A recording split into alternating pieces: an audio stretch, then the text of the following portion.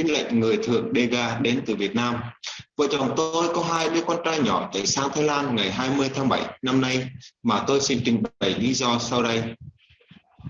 Ladies and gentlemen, I am Israel and my wife, Hariamlo. We are degar Christians from Vietnam, fled with our 2 youngest sons, and recently sought asylum in Thailand on July 20, 2023, and I am going to explain the reason. Năm 2018, chúng tôi bỏ hội thánh Tin lành Việt Nam miền Nam do nhà nước kiểm soát và theo hội thánh truyền giảng phúc âm. Từ đó, công an lẫn nhà ép buộc gia đình tôi bỏ hội thánh này vì chưa được nhà nước công nhận. Nhiều tín đồ phải bỏ hội thánh của chúng tôi vì sợ hãi. Chúng tôi và một số tiếp tục chọn sinh hoạt tại nhà, nhưng công an thường đến nhà không cho sinh hoạt và nói rằng chúng tôi vi phạm luật tín ngưỡng tôn giáo. In 2018, we left the state-controlled Evangelical Church of Vietnam South and joined the Good News Mission Church. From then on, the police had been coming to our house to encourage us to leave the church, not recognized by the government. Consequently, many believers had to leave our church. Out of fear, we and some other Jews continue worshiping in private homes. However, the police often stop us, claiming that we violated the law on belief in religion.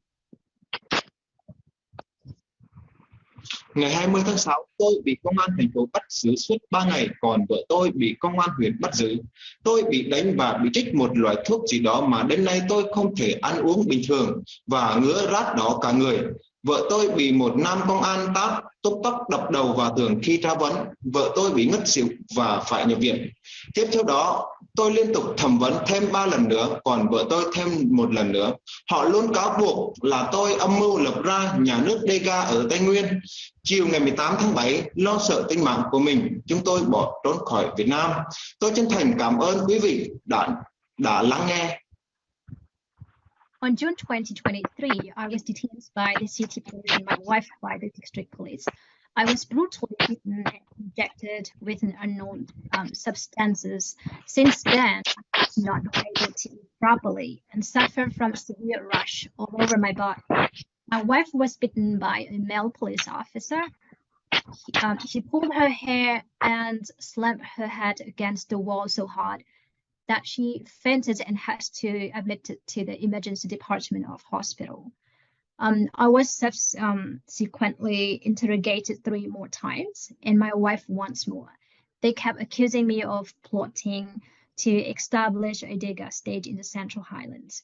Fearing of our safety, we fled Vietnam on July 18, 2023. Thank you for listening.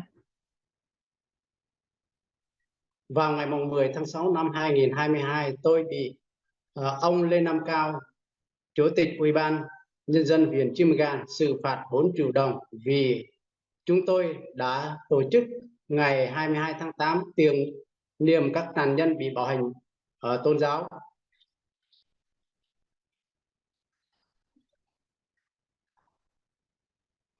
Chắc nhờ Becky dịch sang tiếng Anh ạ. I'm sorry, I was on mute. Ladies and gentlemen, I am Evangelist Nia, leader of the Church of Sutnding Village in Dak Lak Province. On June 10, 2022, I was fined with 4 million Vietnam dong by Mr. Lê Nam Cao, chairman of the People's Committees of Chumga District, for having observed the International Day commemorating victims of acts of violence based on religion or belief, August 22, 2021. Tôi tin rằng ông ấy muốn trừng phạt chúng tôi vì đã kiên trì yêu cầu chính quyền tuân thủ luật pháp và cho phép hội thánh tư gia của chúng tôi hành đạo. Cho đến nay, chính phủ vẫn chưa đưa ra câu trả lời thẳng thắn hay chính thức hủy bỏ quyết định phạt. Tệ hơn, họ đã tăng cường hành vi đe dọa, áp lực phó truyền đạo của tôi và một số gia đình phải gia nhập Hội Thánh Tin lành Việt Nam miền Nam vào tháng 7 năm 2023. Vì quá lo sợ, tôi mong quý vị có thể làm gì để tiếp tục giúp đỡ các Kitô hữu người thường degar ở Việt Nam. Cảm ơn quý vị đã quan tâm vấn đề này. I believe that he wanted to punish us for persisting in requesting the government to follow the law and allow the other house church to practice our religion. So far, the government has not given us a straight answers or former rescinded the decisions to find us, whereas it has stepped up intimidation and pressure. My deputy and several families had to join the Registered Evangelical Church of Vietnam South in July 2023, fearing the worst. Please see what you can do to continue to help degar Christians in Vietnam. Thank you for your interest in this issue. Okay. By text, yes. By text, good. Then I won't have to listen to it at the same time as I'm speaking. Great, thank you. Right. So first of all, thank you, Dr. Thang. Thank you to the organizers of this meeting. You know, it's both a great, a very good thing and a tragedy that there is a special day to commemorate and to work to eliminate violence on account of religion or belief. On the one hand, it's great that they recognize that there's a problem, the government, the United Nations, others. And it's also such a tragedy that there has to be a special day for such events, that they're common enough in the world that they have to, that we have to have a special day to work on this problem. I heard a little bit of Dr. Thang's introduction. Xin lỗi, tôi nói tiếng Việt, người Việt không hiểu. But I understood a little bit of the introduction. And, you know, a lot of the reason that I know about violence because of religion is because I've been working now for almost 15 years with Boat People SOS and working. The main thing I do is to try to help asylum seekers and refugees in Thailand. And a lot of people in the United States are surprised to learn that people are still escaping from Vietnam. They thought everything is fine in Vietnam. They read the tourist magazines, the economic indicators. They're surprised to learn that people are still escaping from Cambodia and Laos. Burma, not so much. That one's in the news.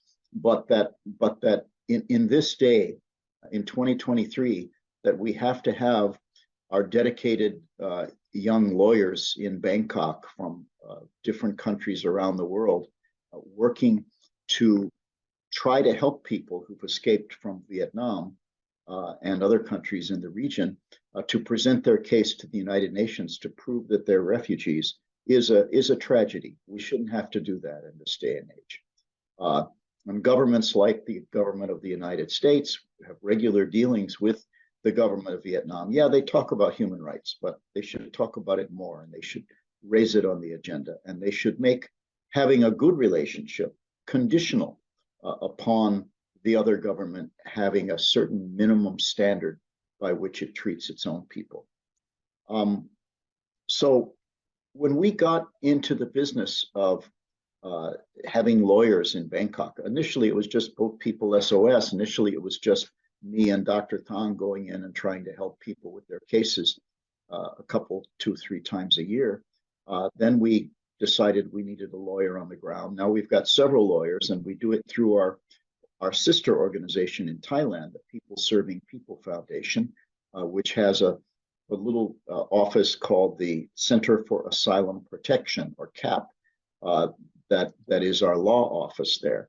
When we started doing it, it wasn't particularly about religion. It was just about refugees in general. But it turns out that the overwhelming majority, well, the strong majority of our cases, of the people who come to us, are people who've been persecuted on behalf of their religion.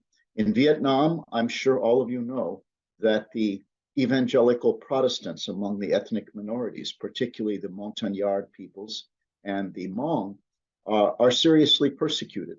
The government considers Protestant evangelical Christianity to be what they call an American religion that threatens, if you're a member of that, then by definition, you're not loyal to the government.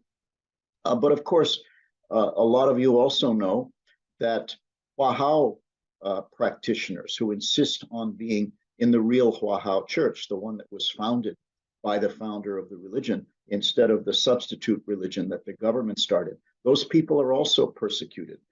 They are often, they have their places of worship destroyed.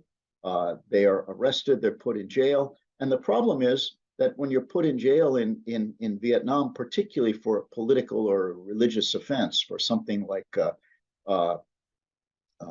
using freedom and democracy to injure the interests of the state, one of their favorite ones, or injuring the national unity. When I worked for Congress, I used to work for Congressman Smith on the Human Rights Subcommittee. When I would go to Vietnam and argue with them, they would say, we don't have any political prisoners. We don't have any prisoners of conscience. We just have people who violated our laws. And I would say, yeah, but you got a law against injuring the national unity. I work for Congress. A big part of my job in the United States is to injure the national unity. That is to say, to criticize the government when we think it's wrong, the executive branch. So they put you in jail for a crime like that because you tried to practice your religion independently of the government. And as Boat People SOS has documented in a report a few years ago, torture is the rule, not the exception in prisons in Vietnam. And so if you're arrested, it's certain that you're going to be subjected to violence other than just the original arrest. You're almost certainly going to be tortured.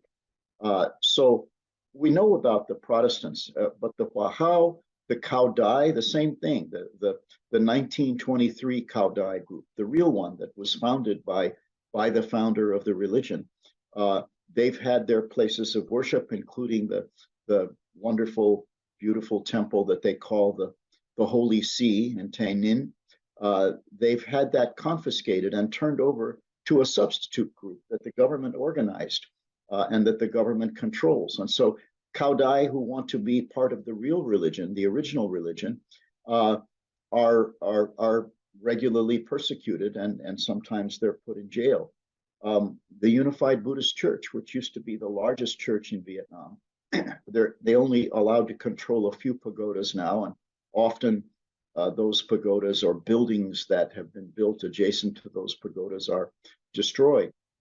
Even the Catholic Church, which the government purports to recognize and which has given the government I'm a Catholic, and I can say that it's just it's shameful the amount of control that the Catholic Church has given to the government of Vietnam, the Catholic Church in Rome, over such things as appointments of bishops. So even though the government has a big hand in controlling the Catholic Church, they don't mind if you're Catholic as long as you're not too Catholic.